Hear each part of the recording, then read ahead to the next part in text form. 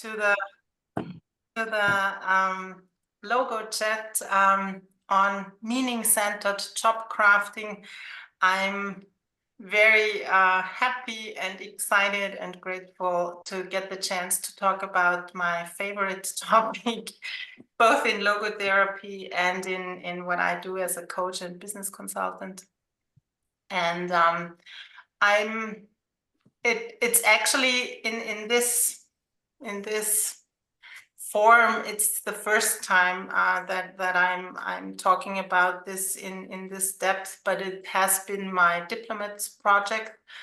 And so there's a very scientific side to it, but today I tried to make it more practical so that what I hope you will be able to do is to really take something away, either for yourself or for your professional life as maybe a coach or a counselor or a therapist, or in any other professional role that you might be in.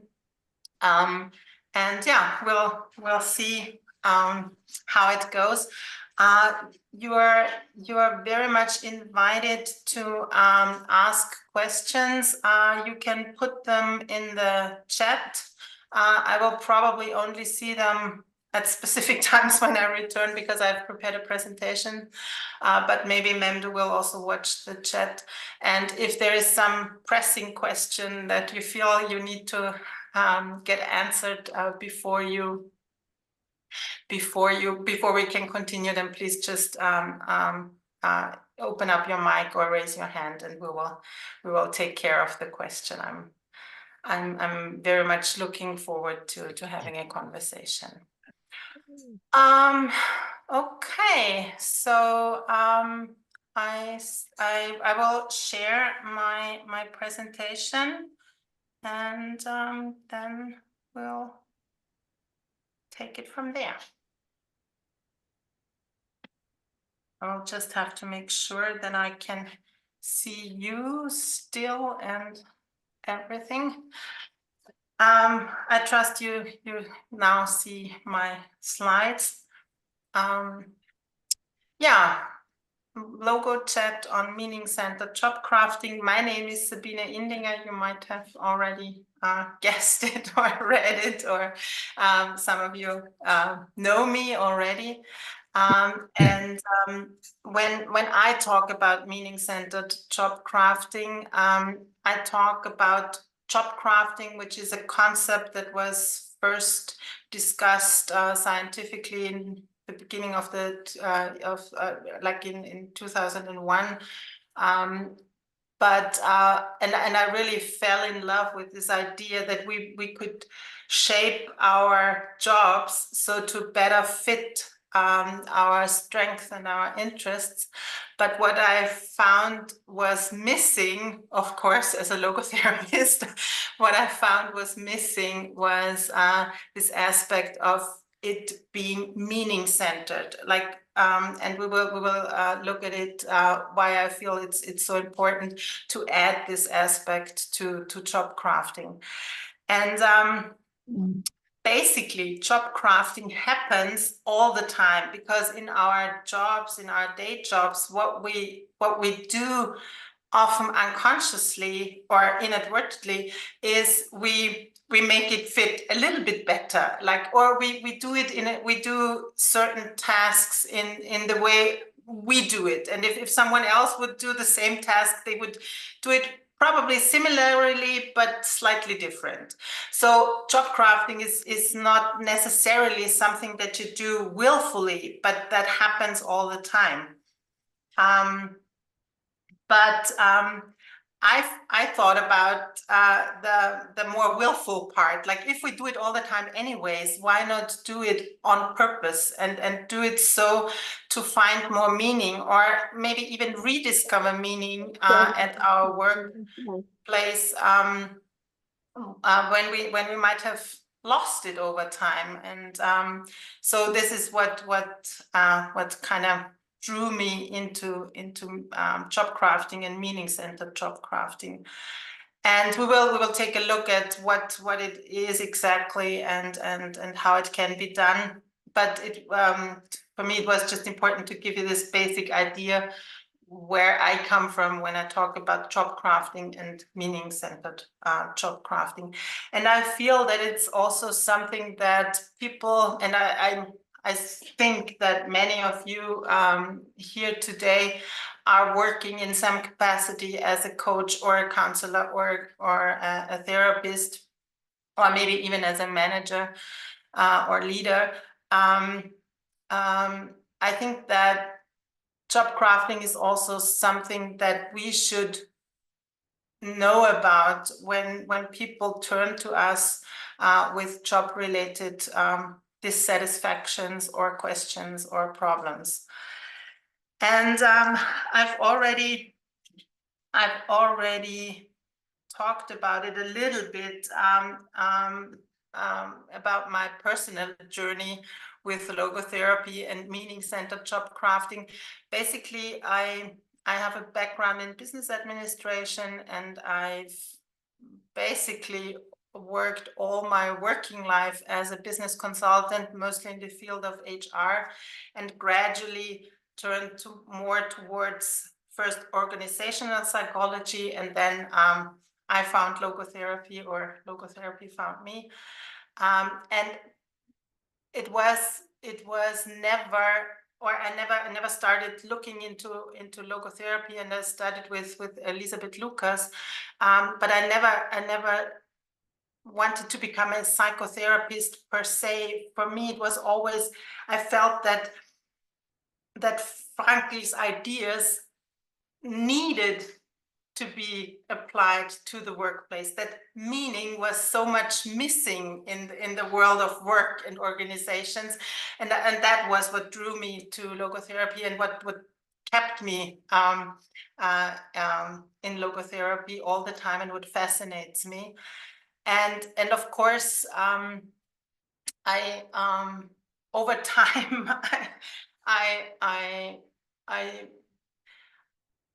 I had the chance to give presentations at two Dallas conferences, and at the first conference, I talked about how organizations or managers could create workplaces that were more meaningful, because from my business consultant mindset, that was how it was supposed to be done. Like, the organization has to create meaningful workplaces. And at the second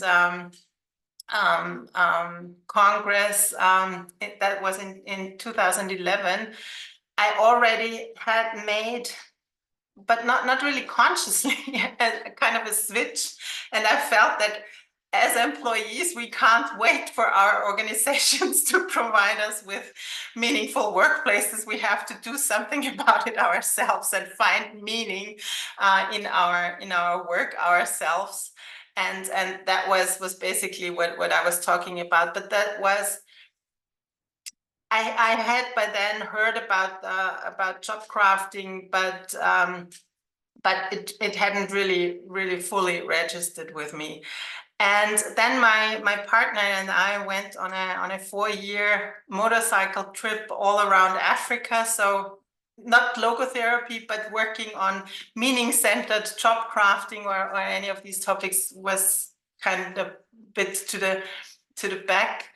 And when I returned, when we returned to Austria, I felt I wanted to kind of develop further in both in my profession and in logotherapy, and I was looking for something that I could do my diplomat project about. And it took me another 3 years to figure out the obvious, that maybe meaning-centered job crafting, like job crafting or combining job crafting with logotherapy, could be something that would be not only interesting to me, but also meaningful to look at, and meaningful to bring to the logotherapeutic community. And so this is my journey with logotherapy and meaning-centered job crafting. And over the past 4 years, it's something that keeps keeps popping up in my professional life, because I also work as a coach, and a lot of coachees that come to me have one way or the other also job related topics, and then we apply parts of meaning centered job crafting, or do the whole process we will look at in a minute.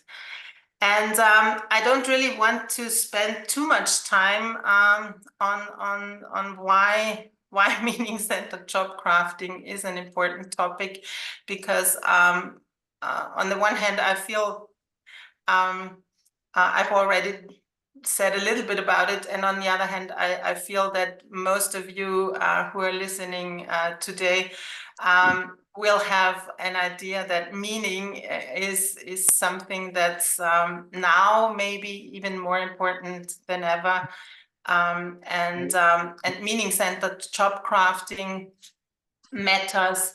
I will say one or two words about that in a minute, but I think it's very much needed. I just want to quickly tell you something that you all probably already know, that I took here the Global Workplace Service by the Gallup Institute, because it's the one that's mostly highly publicized, and each and every year the outcome is a little bit worse than the year before, most of the time. And what I found so important with this survey of 2022 was that in the United States, okay, 50% feeling stressed at their jobs on a daily basis. We are kind of used to that already. 41 are worried. Okay, that was right after the pandemic. Okay, but 22% were sad on a daily basis at their workplace, obviously related to their workplace, and 18% were angry at their workplace on a daily basis. So much so that they felt they would register it in the survey. So I obviously there's things going on in our workplaces that are not very wholesome or healthy.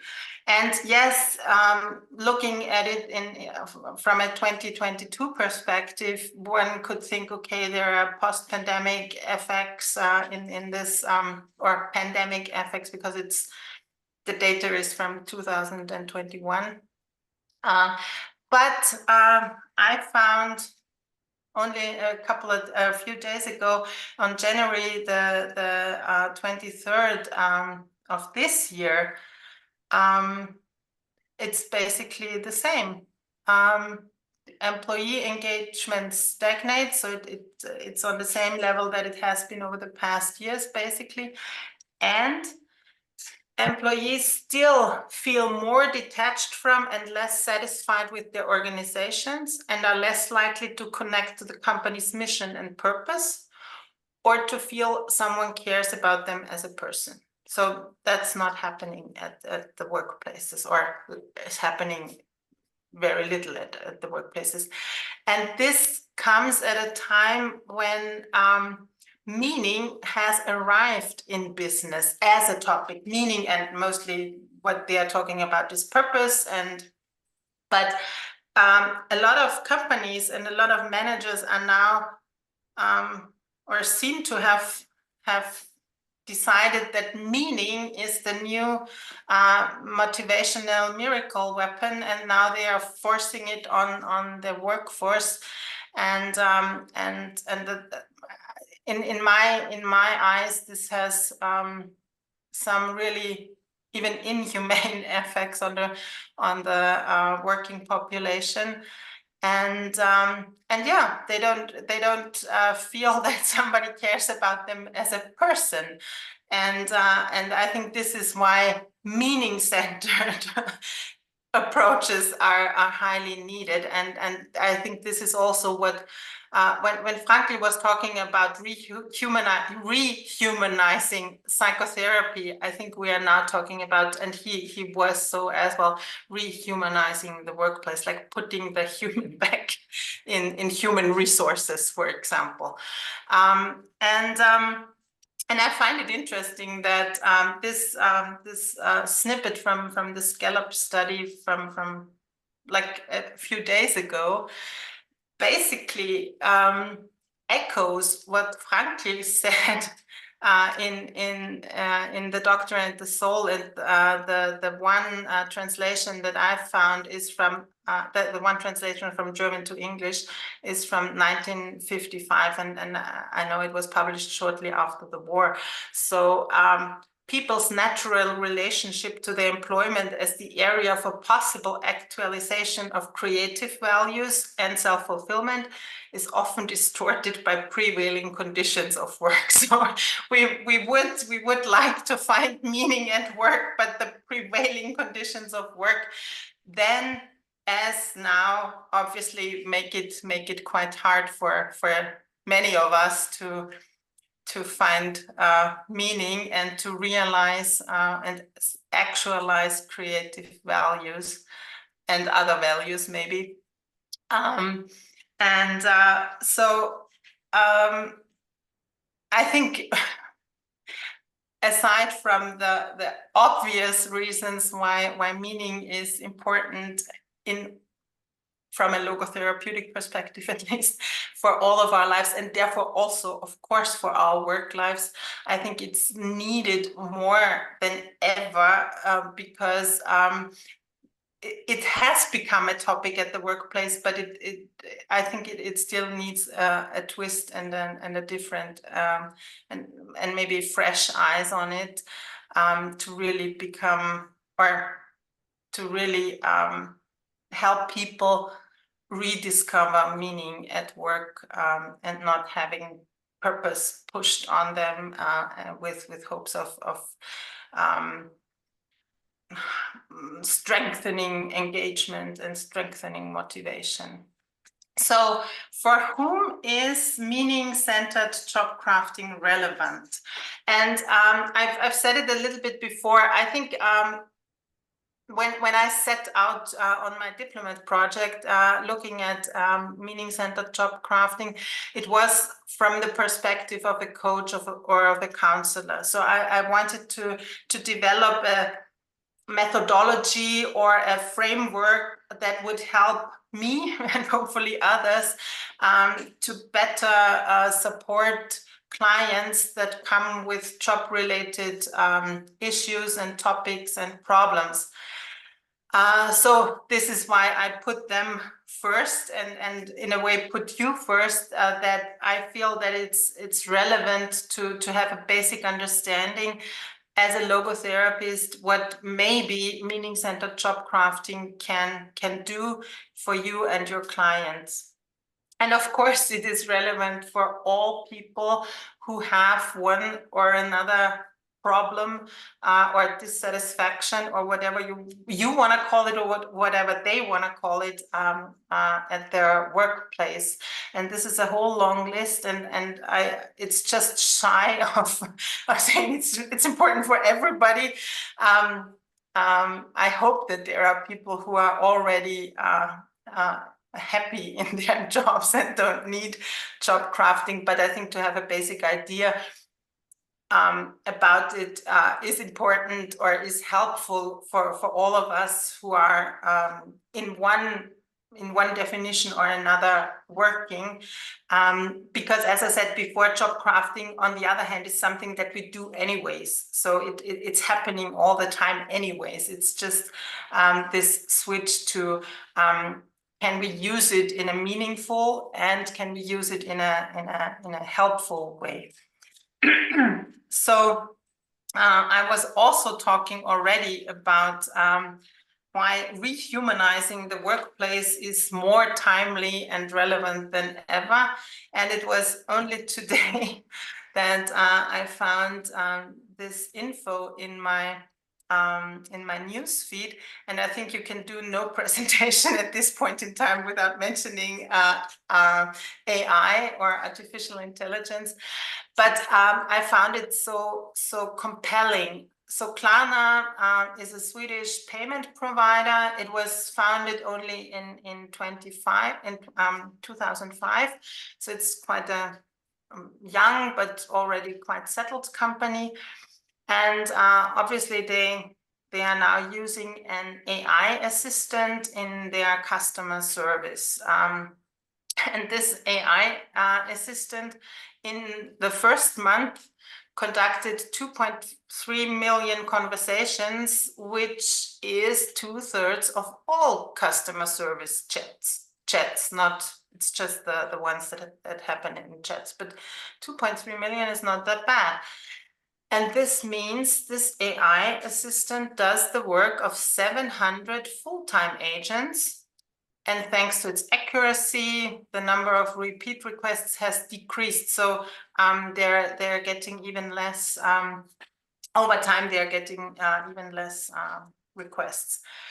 But what I really found remarkable, and also, which I wouldn't say gave me pause, because I've learned to expect these things. Artificial intelligence achieves the same level of customer satisfaction as human agents. So they are doing the job just as well as any human agent. Actually, they're doing it better because they're more efficient. Customers get their issues resolved in under 2 minutes. Rather than in 11 minutes. And of course, this helps with customer satisfaction. I'm aware that we would have to take a much deeper look to really look behind this data. But I think that's not the point I'm making. The point is that we have artificial intelligence who is working 24/7 in a way at no additional cost, speaks, in this case, 35 languages fluently, and does the job as well, or does aspects of the job as well as humans. So I think it's important for probably all of us to really think, what is that specifically human that we bring to the workplace, something that no AI can do? Because I'm not against AI. I feel they AI can and should do what they do best. If they take away maybe some even tedious or routine work, but the question that AI, and in a more metaphorical way, life asks us in this moment in time is, what is the specifically human aspect that we bring to work now and in future, and what will be our role in a world where artificial intelligence will be doing more and more of our work. And this is why I feel that in a way it's relevant for all of us to really think about how, maybe not meaning-centered job crafting, I wouldn't go as far as that, but to think about how we want to define our jobs in the future. And I feel that meaning-centered job crafting can be a good way of doing that. But first things first, and in a LogoChat, I of course wanted to have Frankl say something on the meaning of work. We've already looked at one quote from The Doctor and the Soul, and it's also from The Doctor and the Soul because I find it really important and compelling and helpful, I don't know, that are already in The Doctor and the Soul. So his basically foundational work, he dedicated a whole chapter to the meaning of work. So while it was not it was probably not his most important topic that he was personally working on and working with, but he realized that it's a very important aspect of human life, and he, as I said, dedicated a whole chapter or a whole part of the book to this topic. And well, I won't read the whole quote, but what this quote is about basically is that it's not the occupation per se that defines or decides whether we can find meaning at work, because we might be very tempted to say, okay, there are obviously meaningful jobs or jobs that are obviously meaningful or that have some kind of built-in meaning, like nurses and doctors, and you know where I'm getting it. And then there are jobs where it's way harder to or where there is basically the occupation per se makes it hard or even impossible to find meaning. And from a logotherapeutic perspective, what Franke is saying here quite consequently is that no, it's not the circumstances, it's not the occupation per se, it's whether or not or we decide and what we decide to bring to the workplace that decides whether we can find and realize meaning in this in our jobs. And therefore it's not work itself that makes a person indispensable and irreplaceable, but it gives the person the chance to do so by being, or because the person is unique, and by bringing to the job what is uniquely and specifically theirs. And therefore, then we are irreplaceable, because only we can bring this to the job. No one else could bring this specifically to the job. They could do a similar job, but they couldn't do it quite the same way. And so it gives us a chance to become indispensable and irreplaceable. And becoming indispensable and irreplaceable, aside from the more philosophical logotherapeutic ring to it, I think also sounds quite good when we think about the AI example that I was just talking about. And so consequently, it's not the job what counts, but the manner in which one does the job. And the manner in which one does the job also points to ways of how we can do, or we can do job crafting, even though I'm sure Franklin was not thinking about job crafting specifically, but the idea behind it is the same, and you will see that in a minute.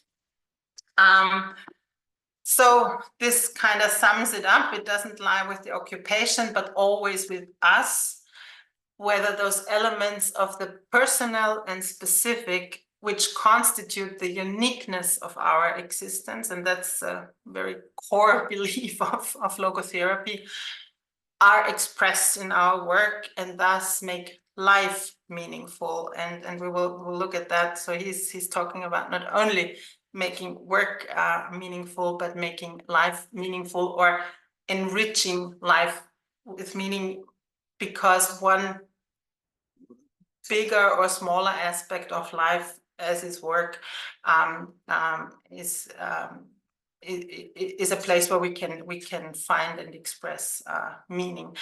But so it's on us to bring our uniqueness to the job and to express it at work, and therefore find meaning. And he basically ends this small section in The Doctor and the Soul with what I've already quoted before, that sometimes it's the conditions of work that make it hard or distort the relationship. And so I really find it important and um, find it interesting, maybe even, that what Frankl found to be mentionable or worth mentioning in a time that was where probably the ideas were even from the 1930s or the 1920s when he started to develop logotherapy, but at least when they were published after the war, that he was expressing concepts and ideas that are now as valid as they were then, and haven't lost any of their relevance. Maybe even became more relevant. So after we've now set the scene for why meaning and meaning-centered job crafting could be important and interesting for all of us, or at least for many of us, you might want to start job crafting, but before starting any job crafting, I think we should, especially from the perspective as a coach, counselor, or therapist, we should take a closer look whether or not the job really is the problem. So in my mind, or the scene that I have in my mind is that a client comes to me and says, he or she wouldn't say it like that, but I want to do job crafting because I'm so dissatisfied with my job, and I want to change my job. And I find it important that as a coach or as a counselor or as a therapist, I take a step back and really make sure that the job really is the problem, because only then meaning-centered job crafting is the solution or is the way to go. What do I mean by that? For example, people experience maybe a general dissatisfaction with their life or with other aspects of their life, but they might not be the happiest in their jobs, and they find that changing something about the job might be the easiest way to find more satisfaction, more happiness. They usually, or they not always call it meaning when they mean meaning. So I think it's really worth this step back to make sure that we are not treating that we are not doing or changing something that is not actually at the core of the problem. I just find this important because I will be talking about how meaning-centered job crafting is so wonderful and so important, but I think it's of course it's not the solution to every problem. And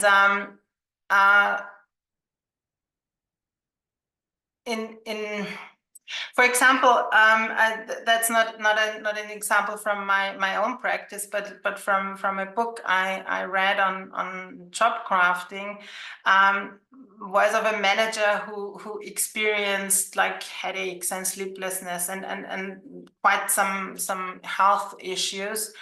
And he came to the coach and asked her,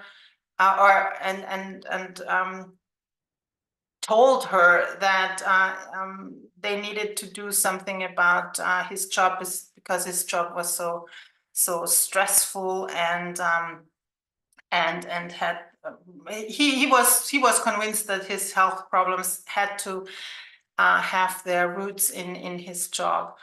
And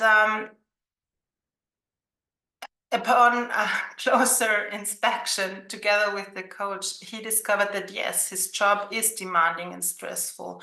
He's a manager after all, and a quite a successful one at that.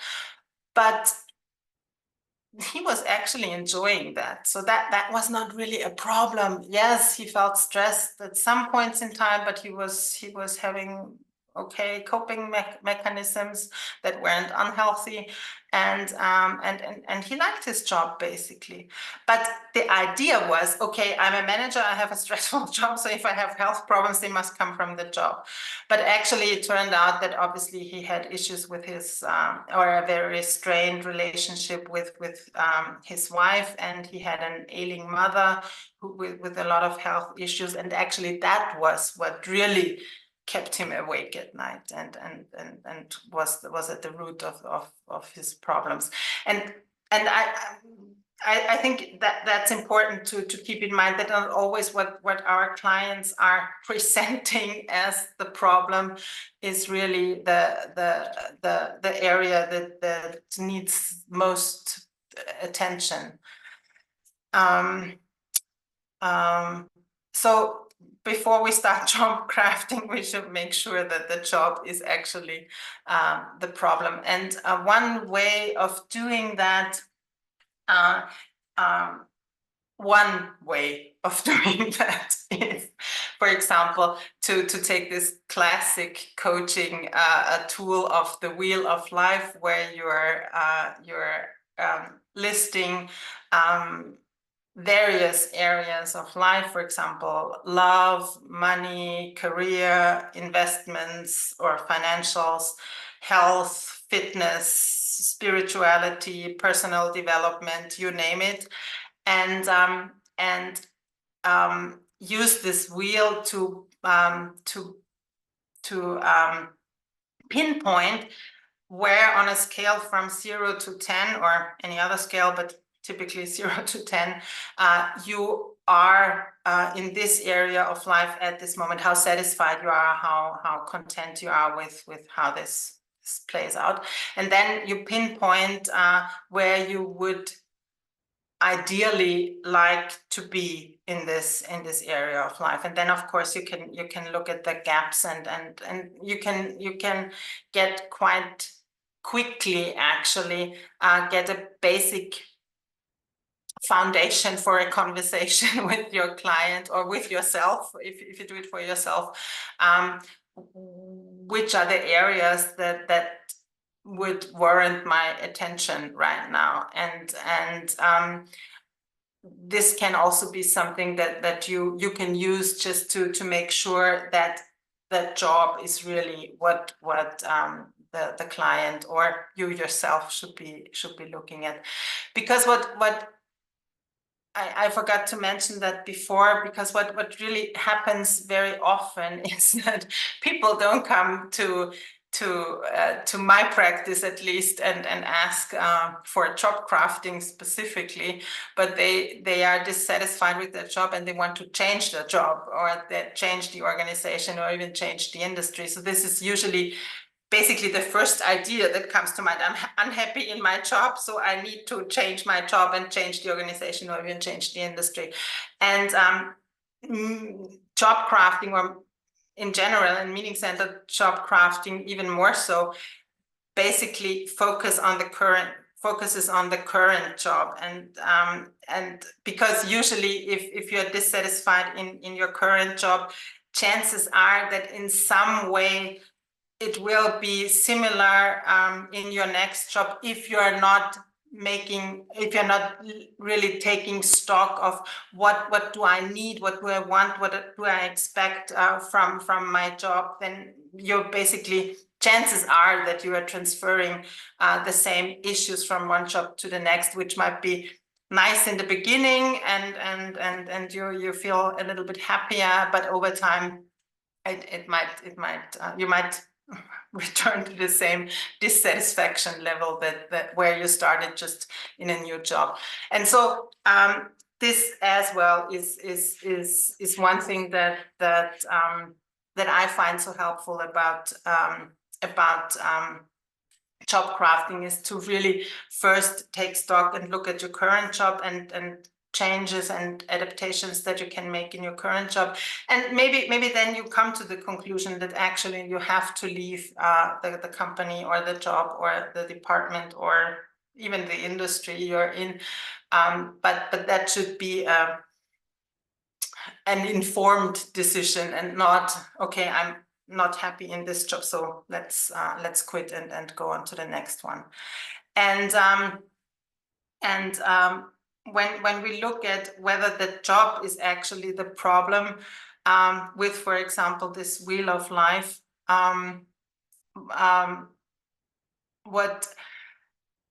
what I highly suggest is that if there are areas, for example, especially in the health department, in the health area, that the client takes care of these first, because job crafting needs quite some energy and stamina. And if people don't have that, or if people are really in a bad place, for example, health-wise, then it might be a good idea to postpone job crafting a little bit and take care of other pressing issues first, before doing that. The same probably goes with, for example, family, because, but yeah, just to have mentioned it. Okay, so we take a look at, is it really the job that is the problem before we start job crafting? And this is another aspect that I came across also in my work with a group, especially with a group of people, or with groups of people, various, who were at a kind of a hospital, recovering from burnout or near burnout situations. And they were preparing for going back to their or back into their previous job. So they were just on a basically extended sick leave. And when we find that the job is the problem, or that there is a problem with the job, the next thing we would do, of course, is look at what's the source of the dissatisfaction, in whatever definition of the word dissatisfaction we are talking, or what the client presents. And what I found with these groups was I was asking them what they were expecting of their jobs, because they were coming from burnout or close to burnout situations, and now they were going back into their basically same job situations where they came from. And so I asked them what their expectations were, and it was quite interesting and alarming at the same time, because this is basically a list of things that they named when I asked them what the expectations of their job were. And of course, not every single expectation is important to each and every one of them, and especially is probably not equally important to each and every one. But basically they were all, and these were the lists in the I think I did this workshop like 5 times, and the lists were alarmingly similar all the time, and they were always nodding. So when someone said something and I put it on the flip chart, everybody was nodding. Yeah. That's something that I expect as well. And I find it so important for each and every one of us, but also in our work with our clients, to shine a light on these expectations, because if we have excessive expectations what our job has to do for us or has to fulfill. And if they are excessive, I mean, we all have expectations and we all find it nice if we get, I don't know, appreciation and praise, and we all like if we can use our talents and strength. But if we find that we are projecting excessive expectations on the job, this could also be an important area to look at first before we start any process of job crafting, because as logotherapists, we know that it's important that people have a balanced value system. Like you probably know the pyramid value system, and the one that's based on more than one values, and I find that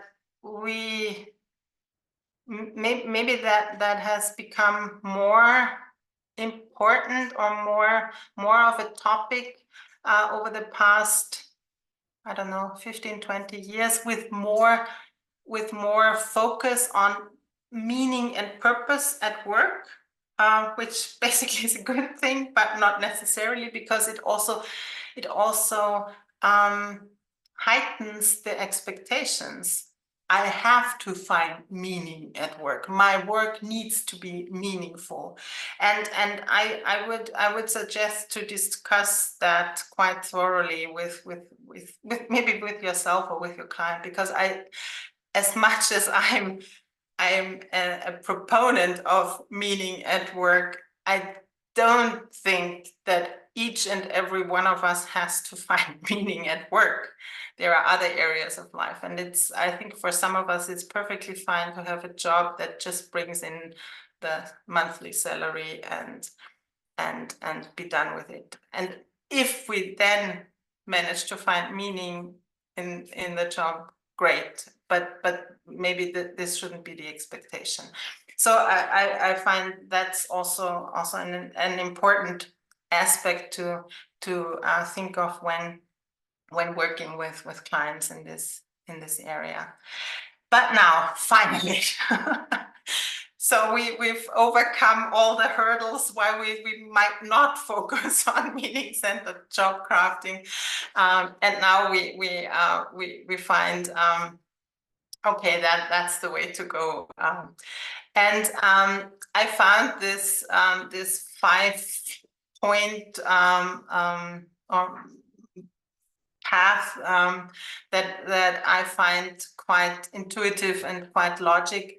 That you need to have a point of departure, like find out or analyze where am I standing with my job. We will look into all 5 steps or phases more closely. And then look inward. So look at yourself, your strength, your weaknesses, your interests, your whatever. So your personality, character. The logotherapists know what I'm talking about, and especially Andreas will now smile because he just published a great YouTube video on character, person, and personality in German, but thanks to AI, translations are possible into any language, and so the whole concept of looking inward as it is a meaning-centered approach, we do it in a logotherapeutic and meaningful way, and not hyper-reflecting. I'll get to that. And then, of course, look outward. That's not only in this self-transcendent way that we are talking about in logotherapy so much, but it's also very practical, like look at the job, or look at your dream job or future job. Again, we'll get to that. and or how your future job, how your job should be or should look like in future. And then look forward, meaning now the actual job crafting starts. So now we are looking at our job specifically, and we decide which step we want to take first in making the job more our job. And then action plan, because it's nice to have this decision and intention. That's what I'm going to do. But I think it really needs a plan of action to put it into effect and to really make it happen at your workplace. Okay, so we've looked at all 5 stages in an overview. And so at the point of departure, as I said before, we have now arrived at the conclusion that it really is the job that is the problem. And then, of course, to look at what's the source of the dissatisfaction. Again, I'm just using this word dissatisfaction for any issue or problem or any topic that the client presents when talking about his or her job. And I will now need my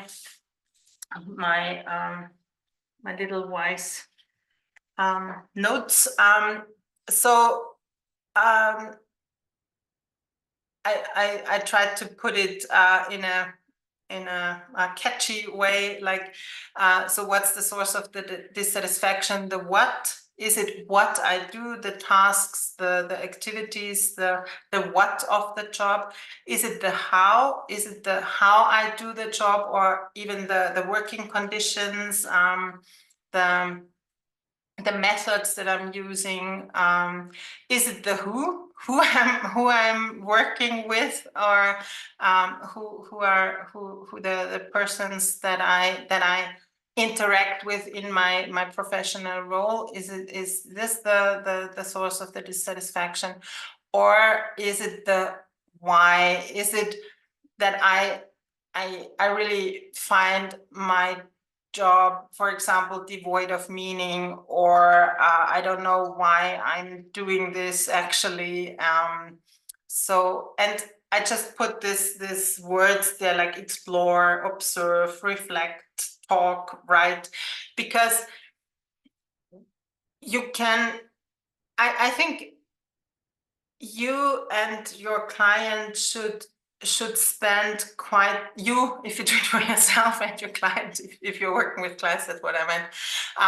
You should really spend some time on this to really find out what it is that what the source of this satisfaction is, and observe. It can really, because I feel that in many cases clients come to me and they just tell me they are unhappy in their job, and if I want to dig a little bit deeper, they can't really say. They might have 1 or 2 ideas, of course, but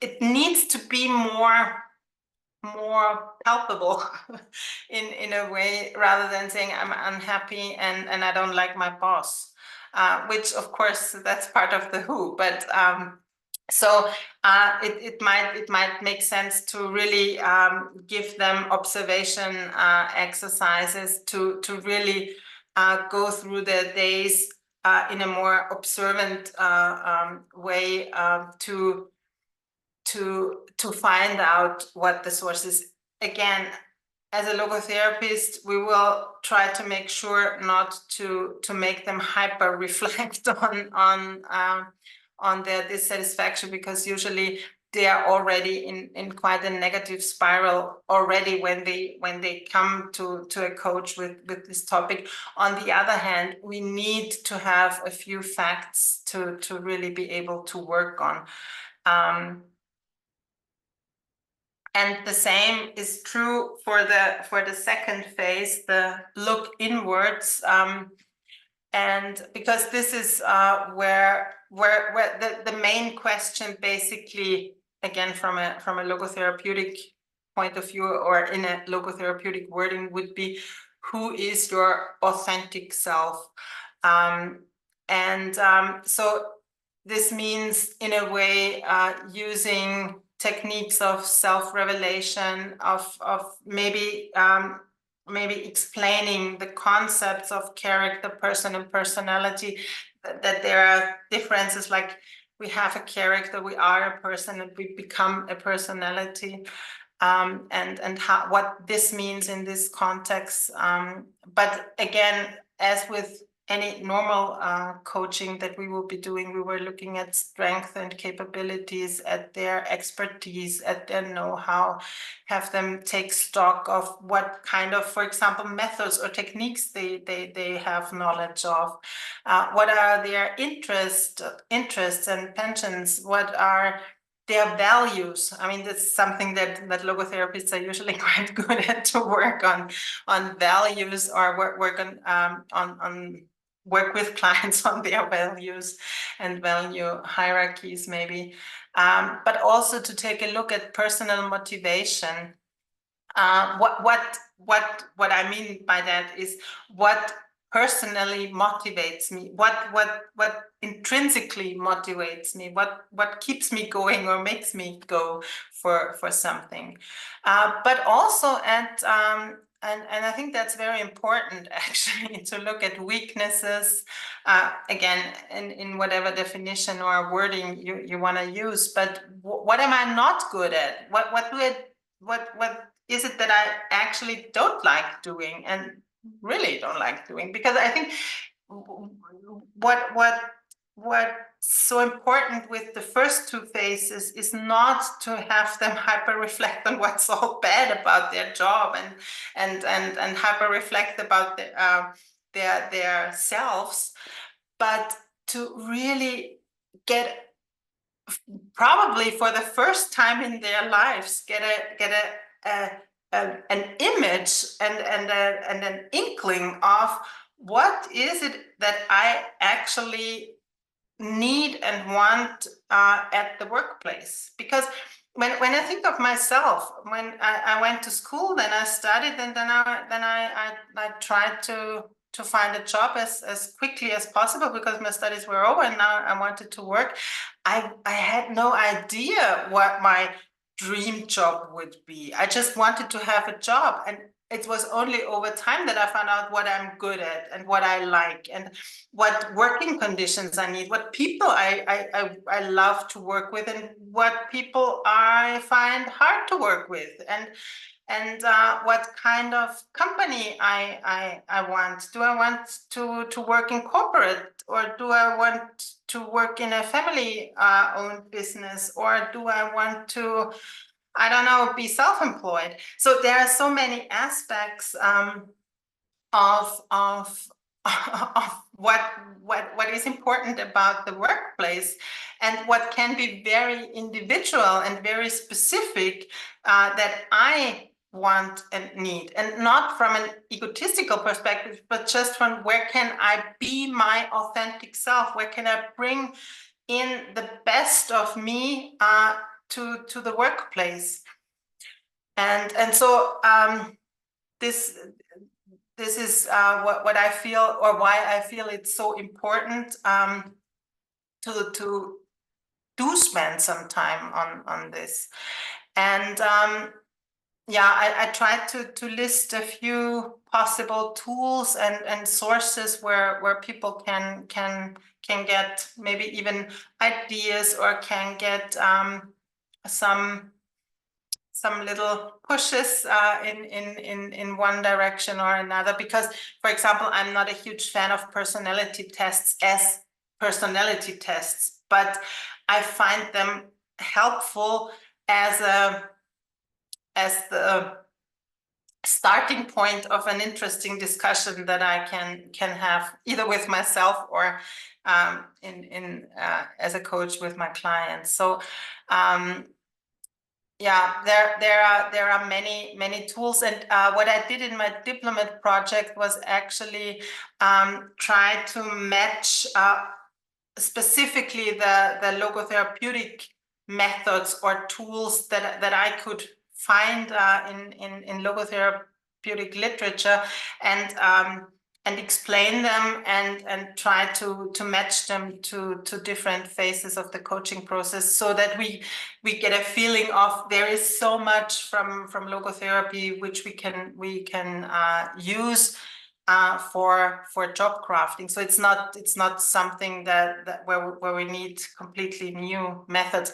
Here I tried to list classic coaching tools or sources that are available to each and every one of us.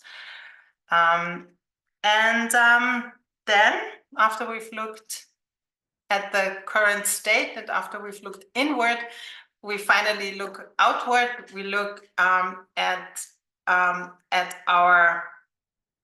job that we would wish for. And I find it important at this point in time to really think big.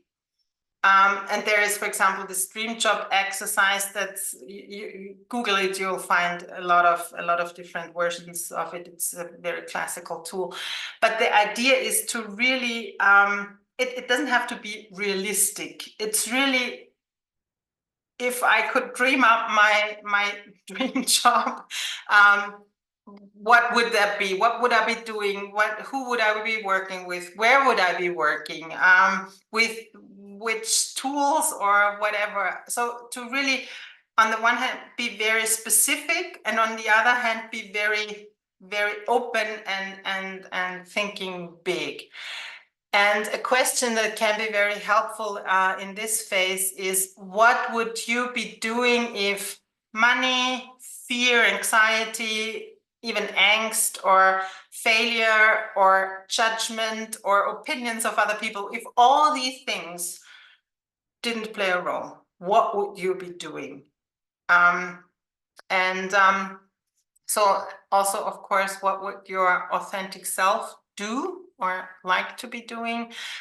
We can use the voice of our conscience here to get in touch with that.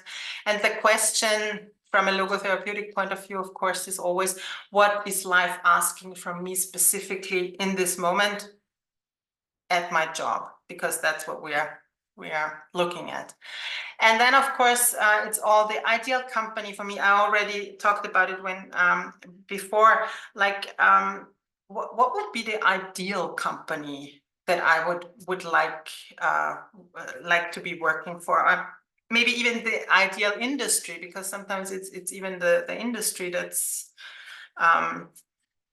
difficult. The perfect position. Would I like to be a manager? Would I like to be more of a team player? Would I like to be more of an expert or a consultant? The perfect task, so the perfect general task or job description, or what would be the perfect activities that would fill up my day? And of course, the perfect working conditions and surroundings. And when you look at that, and as I said, thinking big, not having to be realistic necessarily, then you can later go through these aspects and decide what are musts, what is really non-negotiable. Because if that's not part of my job, then I know I won't be able to bring my best abilities to work. What I can, so what would be nice to have, and what are actual deal breakers. Again, like if they are not there, or if they are there, it can also be deal breakers that are there. So this should give you and your client quite a good overview, and again, idea what really matters to them job-wise, and what is important to them job-wise. And I said before, the look forward aspect is basically where the actual meaning-centered job crafting happens. And the key question is, how does my current job have to change so that I can rediscover meaning in my job or meaning at work? And the key factors are current job and meaning-centered. And this is why I put the and fall in love again with my current job into brackets, because from a logotherapeutic point of view, this would be nice, but that's not, because that's something that's often put to the forefront when people talk about job crafting in general. Fall in love again with your job. That's great, and it's a catchy line. But for a meaning-centered approach to job crafting, the main focus probably is to rediscover meaning at work. And I've already talked about why I find it so important that we first look at the current job and how to make it better, or if there are ways to make it better, and only then decide whether to leave it or to change companies even, or industries. So again, with meaning-centered job crafting, even the specific part, you can use a lot of different tools and methods, both from logotherapy and probably also from, or not probably, and also from other modalities and from like coaching tools. I just wanted to share with you the meaning awareness training that I learned when I studied with Elisabeth Lucas. And I think she called it a walk among the stars, or the starry sky of possibilities.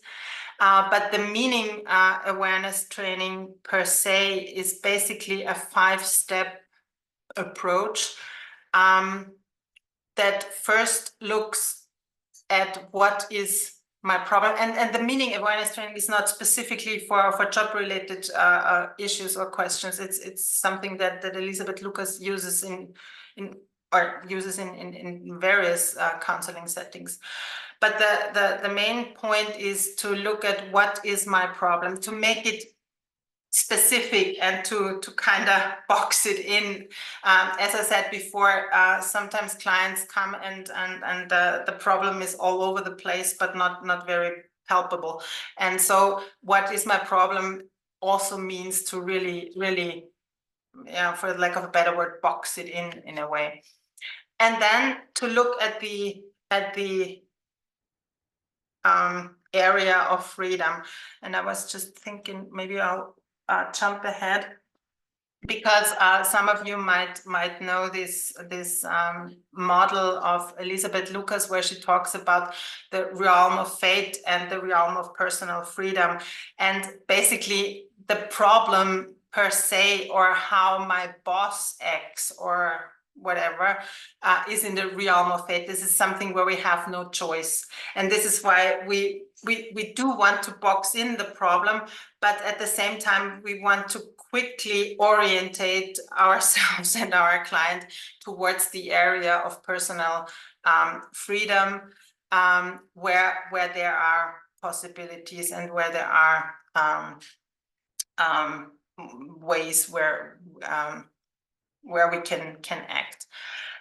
And this is exactly what we do in this area of freedom, to really explore what kind of possibilities do I have. And this is the starry sky of possibilities. And I described it in my diplomate project, and I used it in various coaching settings as an actual walk among the stars. So I had this stars, paper stars cut out, and had the client write the possibilities on these stars and put them on the floor, and then take a walk among these stars. And for me, it's always important when I work with a client on this aspect, to again let them in a way dream big, or even name possibilities that are unrealistic, or even maybe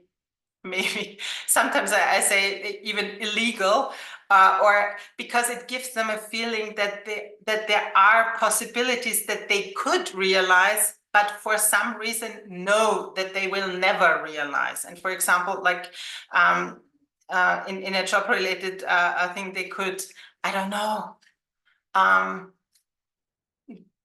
be very shout at their boss in a very aggressive way, or even do even worse to their boss.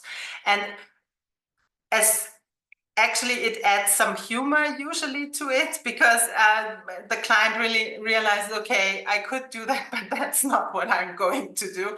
But it is within the realm of my possibilities. And then they feel that they have more agency and more possibilities.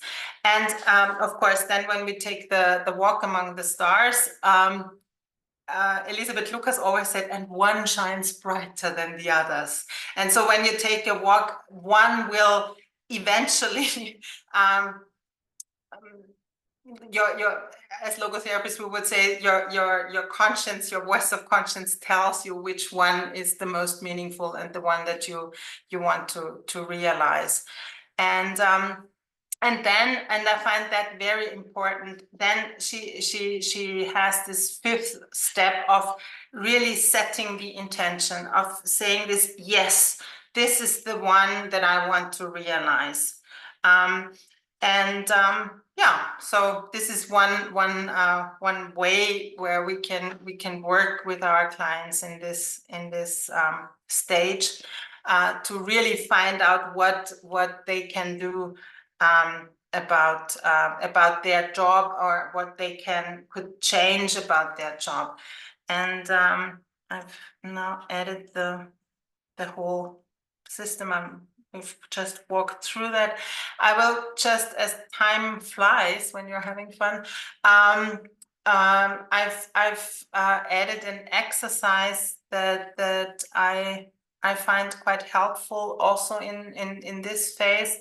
And what you need is a little bit bigger piece of paper, 15 sticky notes, and 20 minutes. And you can do it by yourself, or you can do it with your client, and have them write down 15 activities they performed in the last 2 weeks.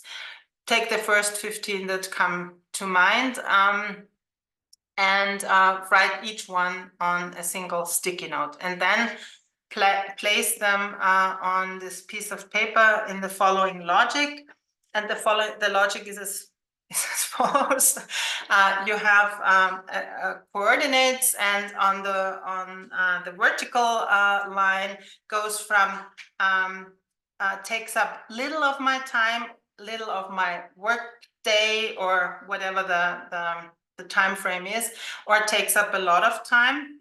And on the horizontal line, this goes from either costs only little of my energy, or even gives me energy, to costs me a lot of energy. And it's really important, and this is why I put these terms to the side.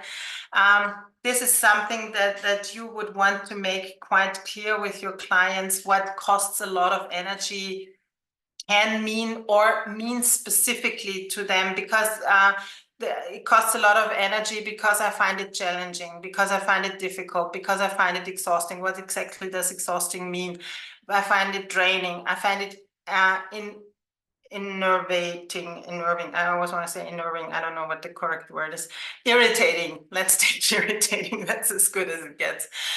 Devoid of meaning, overextending. So costs a lot of energy is just a placeholder for anything that they find, in whatever definition, difficult about this task. And costs little of my energy, or gives me energy, Again, same idea. What does this mean, or what can this look like?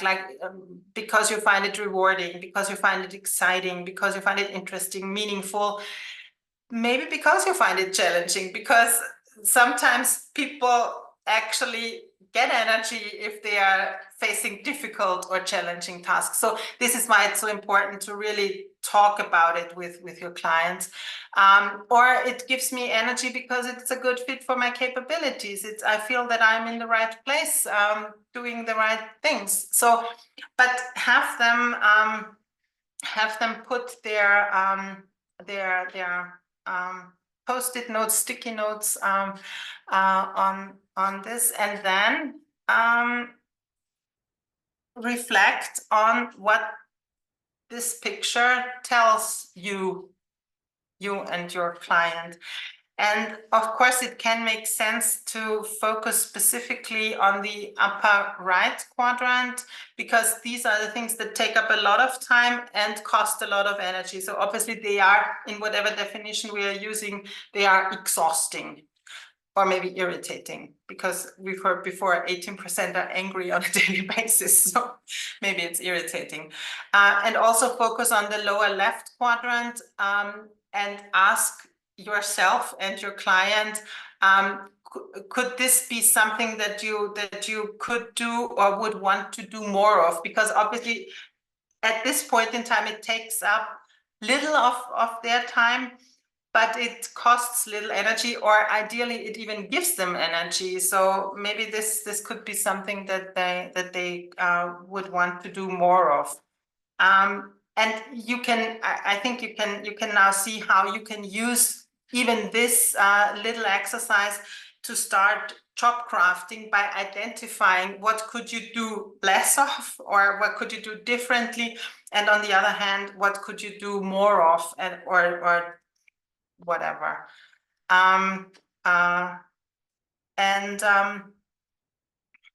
Yeah, I think I've already touched on this meaning-centered job crafting. I'm using Elizabeth Lucas's definition of meaningful, and this is along the lines of what is most meaningful for ideally everyone involved, but if it's not possible, what is the optimum possible for the biggest number possible? So it's not meaningful for me, and ends there, but it's meaningful for as many people as possible. And because then we might manage to go from a selfish what do I want in my job to a more community oriented and more meaningful what can only I bring to the job. I've already talked about it, that to me meaning-centered job crafting is about this: what can I specifically bring to my job? What is my unique contribution that only I can bring to the job? And then of course, what is my job asking me at this point in time? So that's the meaning-centered aspect. And I will really quickly go over them, because this is something that you most of you probably know, and this is really basically taken straight out of logotherapy. And that's what I found so interesting when I came across job crafting, because they are talking about three main, I think they even call it avenues or path of job crafting. You can work on the tasks that you are doing. You can work on the relationships that you are having. In logotherapy, we would probably talk about also experiences, and you can work on the perception of your job, and that directly and very closely to me relates to creative values, experiential values, and attitudinal values, where you can find meaning. And this is why I feel that we can use the whole medicine chest of logotherapy And we can also use coaching tools and exercises from other fields, like from positive psychology, when it goes, when we're talking about or thinking about strength, from solution focus for really good questions, from career coaching, from classic job crafting. They have developed a few exercises that are really helpful and can be very can support the process. The thing is that we keep in mind that we are doing meaning-centered job crafting by putting meaning at the center of job crafting, of our job crafting activities. And then I just tried to give you an overview over the three paths or avenues to finding more meaning or of doing meaningful, meaning-centered job crafting. So everything that's to do with realizing creative values. I've already spoken about it. What could I do more of? What could I do less of? Maybe who else could do this and would even have fun doing it, as opposed to myself? What could I do differently? Maybe different methods or tools with different people, or at different times, if I change up the order of my tasks. And you will have to take a very close look with your client at their job, and because some aspects might be possible for some jobs but might not be possible. This is why it's important to have quite a medicine chest of things you can look at. Or could there be completely new tasks or activities that are not part of even maybe what our team is doing, but what could be meaningful, and what I would like to take on, maybe new projects, or maybe even like training new team members. And then the same is you can go through with improving work relationships by realizing experiential values.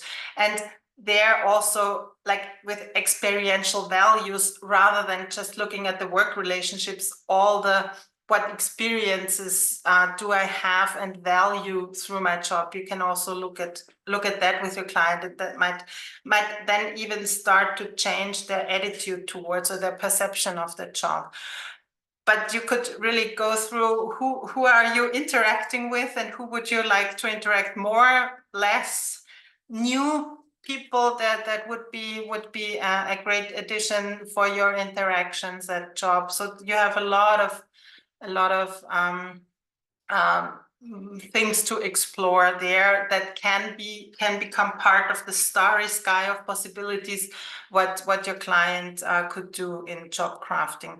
And then, of course, anything, they call it transforming work perception. We would call it probably something along the lines of attitude modulation, or Elizabeth Lucas would call it that way, but where we work with the attitude towards, in this case, the job. And there is this nice little anecdote that you might even know already, of John F. Kennedy and the janitor at NASA. And he asked the janitor what he's doing there. And the janitor said, "I'm helping to put a man on the moon." And this is just looking at the bigger picture, because of course he could have said, "I'm changing light bulbs and I'm taking care of the technical systems here." But this janitor saw the bigger picture. And I think opening up this bigger picture with your client can also be a very rewarding way. And yeah. But again, attitude modulation is something that we in logotherapy are usually quite familiar with. But a question that might be helpful is who benefits from my work, to really open up who am I doing this for, and again look at the bigger picture and not just at the coworker or the next. And again, here it can be helpful to be mindful of gratitude, or have an attitude of gratitude towards a job, can be helpful for some clients. Yeah, and then of course we need an action plan. As I said before, then we have this one possibility that shines the brightest and that we want to put into action. And it's important, and I really want to stress that when you're opening up this big starry sky of possibilities, it's so important to have this one that shines the brightest and then focus on this one, because clients tend to want to change all of their job and all of the aspects of their job, and it's usually more helpful and has a better chance of having the right effect if they focus on one or two aspects, but not on too many, because a little does go a long way, and a small change can change a lot, and then you can return to your starry sky of possibilities and maybe decide to change another thing, or even maybe then new possibilities come up. And what's also important is who needs to be involved, informed, taken on board. So job crafting is on the one hand something very individual, but as it is done at the workplace, it's always within a bigger setting, and so you really have to be mindful of who else needs to know what you're doing here, and that you're changing the boundaries of your job, and because this usually involves also changes with other people. So that would be this one 5-step process. And yeah, it of course helps to reflect from time to time on the steps that you have taken and where you're standing now.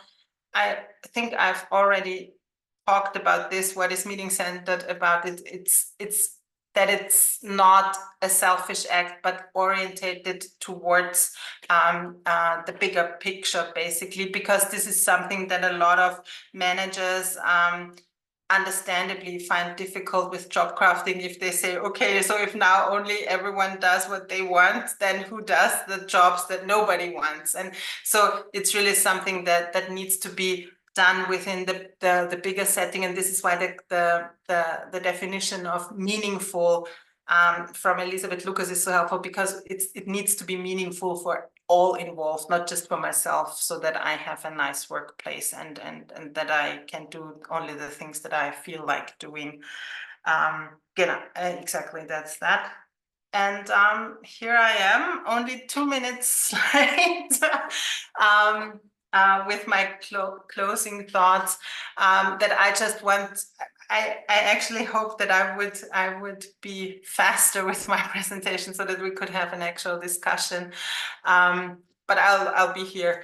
How can you personally benefit from meaning-centered job crafting? I think it's quite interesting to reflect on your personal job situation and what you might want to take out of today for this. And then of course, if you work as a coach, counselor, therapist, or in any other job role, is there something that you can transfer from today into your practice or into your job life? And of course, I would love to know what your key takeaway from this LogoChat is. And if you feel like it, I'd be happy if you put it in the chat. And now I will come back to you. As I said, I'm here to stay, so I have no problem of staying here if there are questions or if there's a discussion, but I do value your time, and I also totally understand if you're leaving. Okay.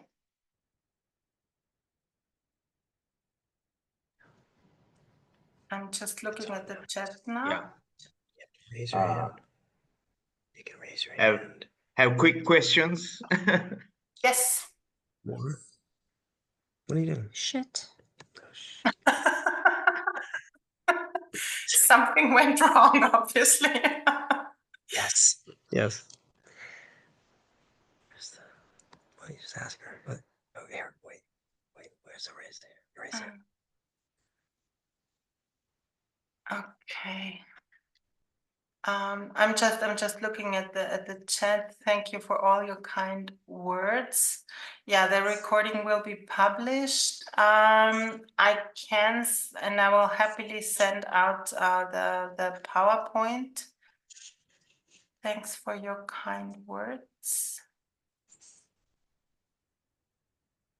Okay, a lot of thank yous. That's nice.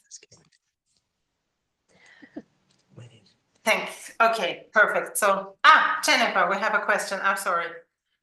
Yes, sorry, that was me that let out that little faux pas there.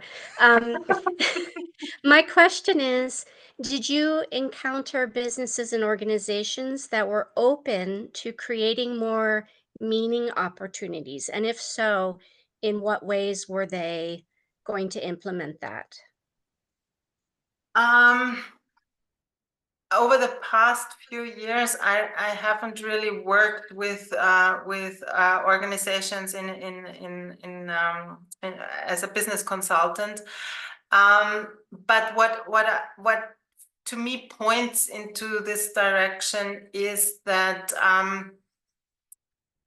many companies find it important to talk about meaning and to talk about purpose. And I think some of them are actually very good-willed at it, to offer more meaning opportunities, but sometimes they do it from an understanding that's more like pushing meaning onto people rather than helping them find meaning, which would be what we from a logotherapeutic perspective would be finding helpful. I also feel that a lot of managers increasingly understand that people want to find meaning or want to have a meaningful job or want to find meaning in their job. And this is often linked to this generational concept of X, Y, Z, A, whatever.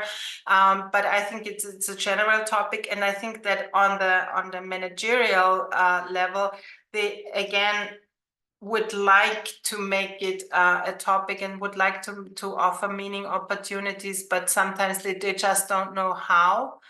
And sometimes it's also difficult for them within the organizational setting that they are in to actually offer that.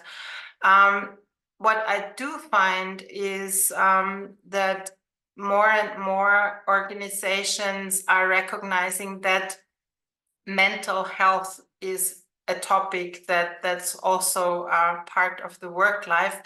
I'm not sure how I feel about it in each and every case, but in general, I think this is also one step in the right direction of realizing that people have well, they call it mental health, but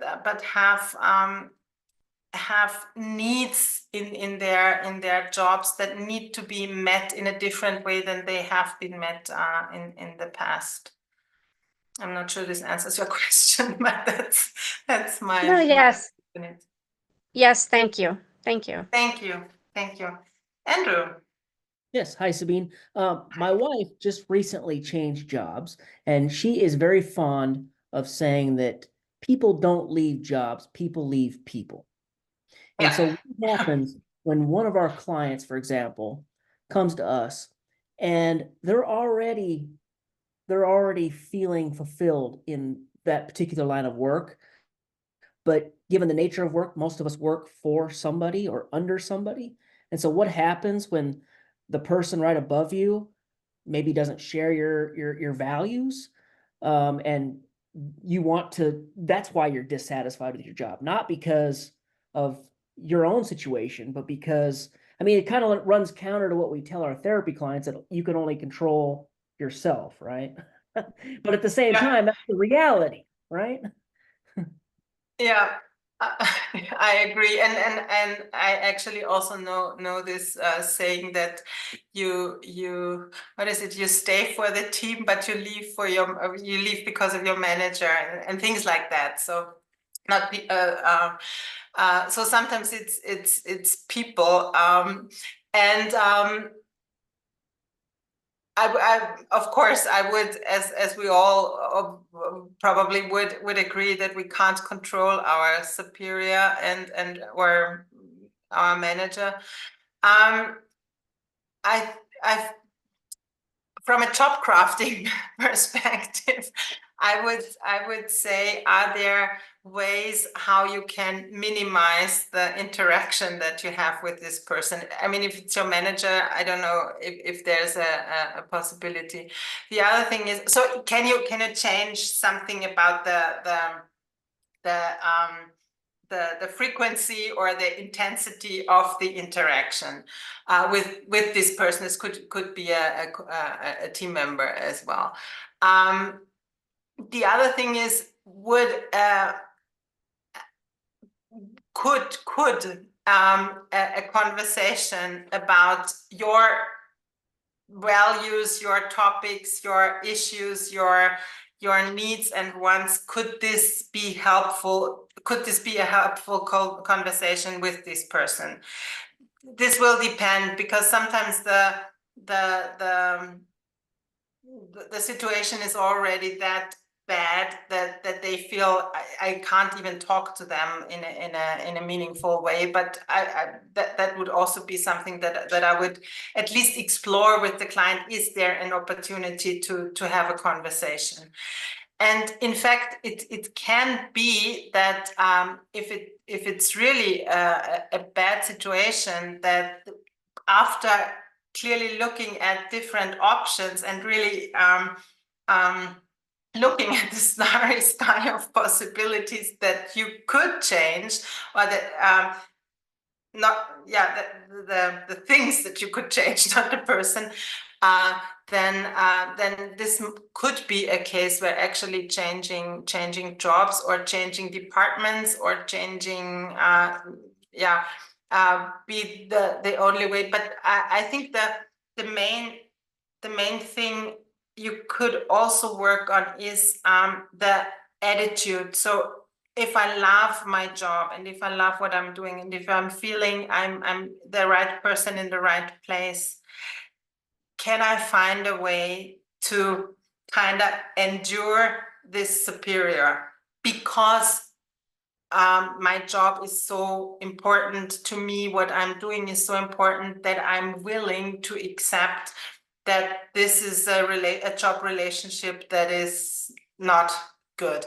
But this will always be a very individual decision, because it can also be very unhealthy to stay in such a, even if it's just a job relationship, it can be very unhealthy to stay in such a relationship and endure it. It's more like, is there an attitudinal change that enables me to, from a good place, endure the hardship of this relationship? So I think what I'm trying to say is, I would really look at various possibilities, both in what I can do, how I can maybe transform the relationship in one way or the other, or if there's anything in regarding my attitude towards this relationship. And if the answer is a resounding no in all three, then obviously it doesn't really make sense to stay in this job. But then it will be important to find a job that is similarly fulfilling than the one I'm leaving, because otherwise I'm making probably a trade-off for the worse. Thank you. Thank you for this question, because this is definitely, for me also, in any coaching situation, this is the toughest one, when the problem quite obviously seems to be one person. And if only this person would change or go away, then my life would be perfect. And Yeah. and this is something that is very hard to overcome typically. And sometimes it's not resolvable. That's something that I really came to believe over the years, that sometimes you can't solve any relationship issue. Not all relationship issues. you can try, but some of them are just better. They're separated. Mhm. Okay, Um, good. Are there any other questions? I think very nice things. I was just wondering, because I said I will share the presentation, but how can we do that? Memdu, do you have an idea? actually, I'm recording your call, so when we disclose it in the web, they will see the presentation, or Yeah, but I think they were asking about the PowerPoint presentation. how we can do it. If you can share it with me, we can make it available through downloading through the web page. That's all. That's So, perfect. Yeah. I mean, I will also, when I put it in the Facebook, once the recording is up, when I put this info in the Facebook groups, I will also upload it there. Yeah, that might and be. people can access it there. Yeah, but I think it will be easier on the however web. you wish. No, I would definitely say that we put it on the website of on the Institute's website, because people will go there for the recording and then they will be able to access it. That's great. So, with your permission, I'm stopping the recording. Sure.